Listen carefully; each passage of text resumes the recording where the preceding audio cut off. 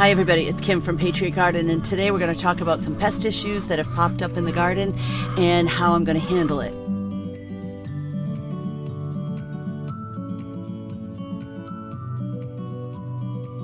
So for an organic gardener, pest problems are never ending. It is just a matter of attempting to prevent, attempting to slow down the spread of insect damage, and then full-scale eradication of those pests, which has never actually occurred for me. It's just a daily battle with these pests. So again, I'm going to review some things I did in my insect video that I made a little while ago, and then I'm going to put that at the end of this video in case you need to go back and review anything I said in there that I might miss today.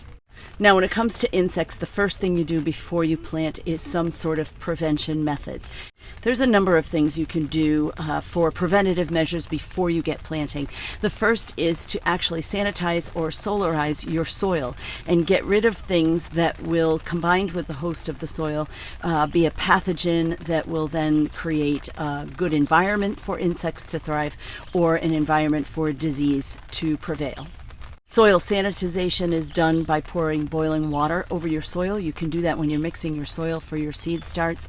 You can even do that in your garden, although it's a little bit probably harder to do in your raised beds or in your in-ground gardens. So in that case, you might want to do soil solarization, which is covering your soil beds with some clear plastic on a real hot day or a real few hot days, and the heat of the plastic will bake those pathogens out of the soil. Those pathogens could be nematodes, they could be bad bacteria, they could be larvae for the flea beetle, which was the first pest that attacked my plants this year.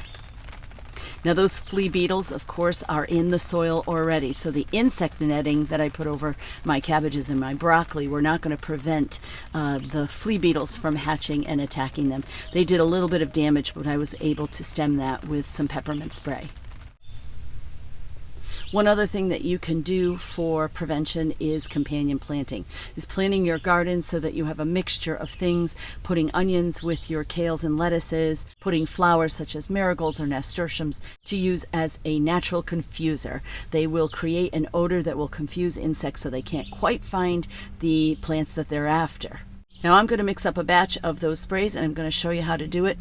I will put links at the bottom of this video for all of the products you're going to see me use today, and I will also put the recipes down below.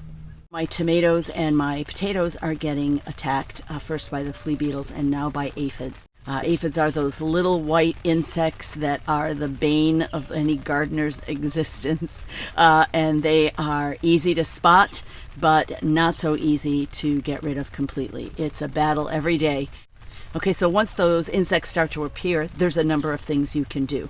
You can very simply trap insects. You could use Japanese beetle traps. You can even use sticky traps to grab those flea beetles because they're very fast moving, and a smothering spray is not going to work for them because they don't stay put like an aphid does. I have heard that those Japanese beetle traps actually attract more Japanese beetles, so I've stopped using them.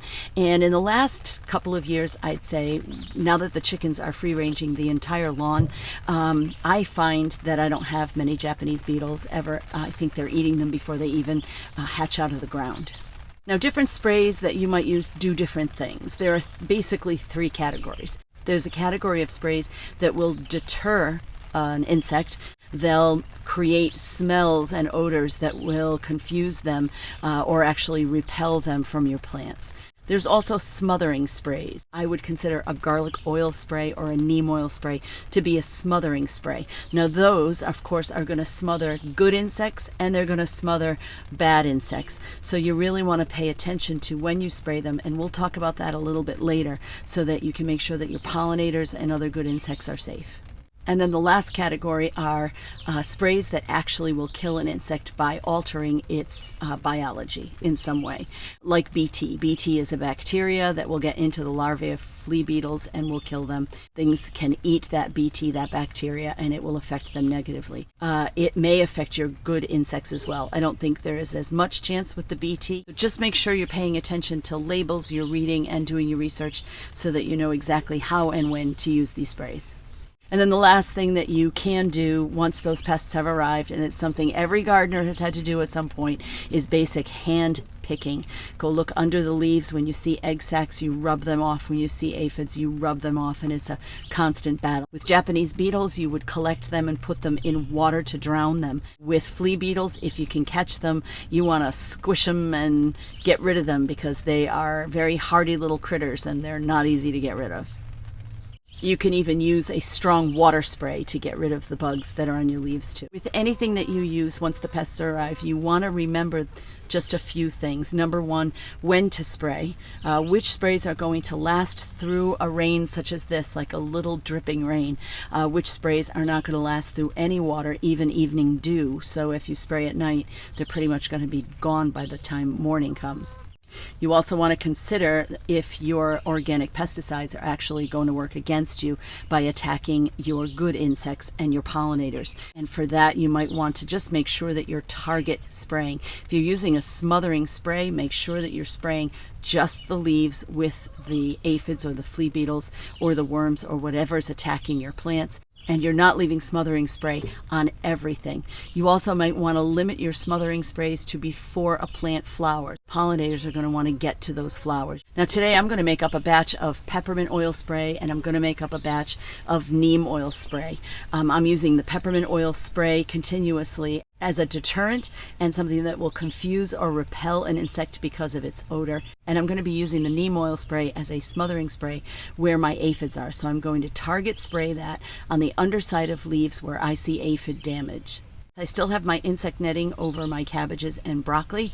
I had to raise it over my cabbages the other day because they're growing beautifully. But I want to leave that insect netting up because it's doing such a great job of keeping the moths, the cabbage moths and cabbage worms off my leaves. I'll just keep raising it as they grow and they can live under there right up till harvest. Okay, so we're back in the kitchen. We're going to make some peppermint oil spray and we're going to make some neem oil spray. Now I'm going to be starting with a peppermint essential oil that I purchased off Amazon. I will give you the link to that.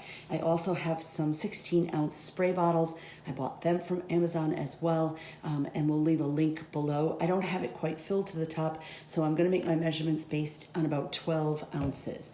So the formula for a peppermint oil spray is about 5 drops per ounce of water. So at the very least, I need 60 drops. Now, if I've already pre-measured this, and I discovered that 20 drops is about one dropper pump full. So I'm going to put 3 of these inside the spray bottle.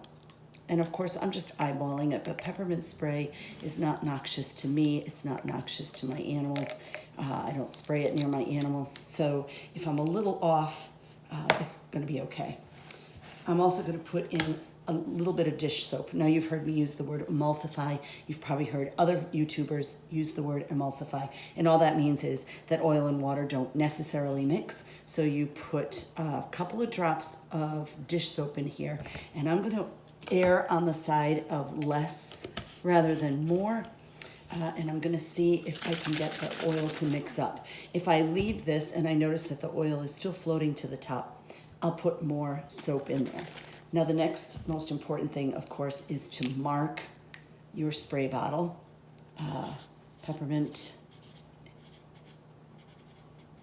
and 6, 7. That way I don't forget what's in there. Let's move this aside. And now we're going to work on our neem oil spray. I have a gallon of water. I'm going to mix it in a gallon and then put it in a smaller spray bottle for target spraying. Now remember, I will probably broadcast this on the potatoes right now because the potatoes have not yet begun to flower. So I don't have to worry about pollinators so much right now. And I see a lot of scattered damage, so I'm going to try to save the good leaves as well. So I purchased some neem oil. This is cold pressed neem oil. I will put a link to this below as well. There are a lot of brands. Just remember, it's most important to get cold pressed pure neem oil. There's a lot of stuff out there that's not going to work the same. Now, I will tell you this neem oil's a bit chunky still. I left it in the garage in the winter and it solidified, but it doesn't take very long for it to liquefy, and I've put warm water in the gallon jug. So if I get any pieces of neem oil that are not liquefied, the jug of warm water will take care of that. Okay, so the formula is, and you might notice that I attach my measuring tool to my neem oil because it's a dedicated measuring tool and I don't want to use it for anything else. Okay, now the formula for neem oil is 1.5 teaspoons per quart of water, and this is about a gallon. So I'm going to say that that's 6 teaspoons, and I actually have a tablespoon measure, and a teaspoon is about 1/3 of a tablespoon. So I'm going to put 2 full tablespoons of neem oil in the gallon jug and hope that it's not too chunky. Oh, it actually looks better today. Yep, no chunks in that. Once neem oil solidifies, it's still good. So you're going to buy a container about this size and you are certainly not going to use it in one season. So I will learn to leave it down in my basement near my seed starting and not in the cold garage. But if it should solidify, it won't go bad. Okay, let's move the neem oil over. And as you can see, I don't know if you can see that, the oil has risen to the top. So that's really a good indication of how oil and water do not mix, right? So we're going to put a little bit of soap. Now we're obviously going to have to put a little bit more than we put in the peppermint oil because the container is bigger. And I'm just eyeballing this. Put the top on, give it a good shake.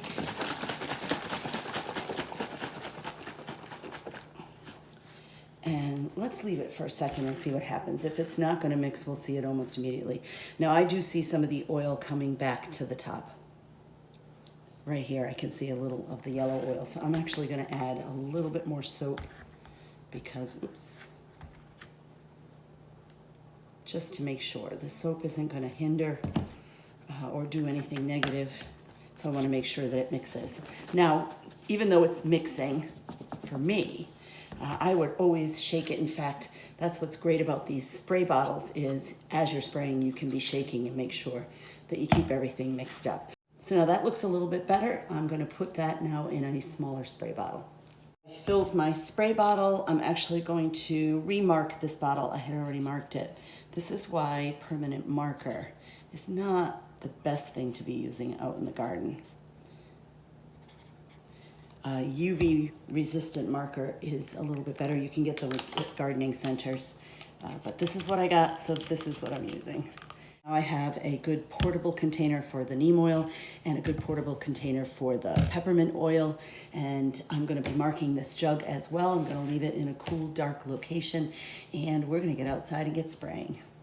Now underneath this sleeve I have found some potato beetle eggs.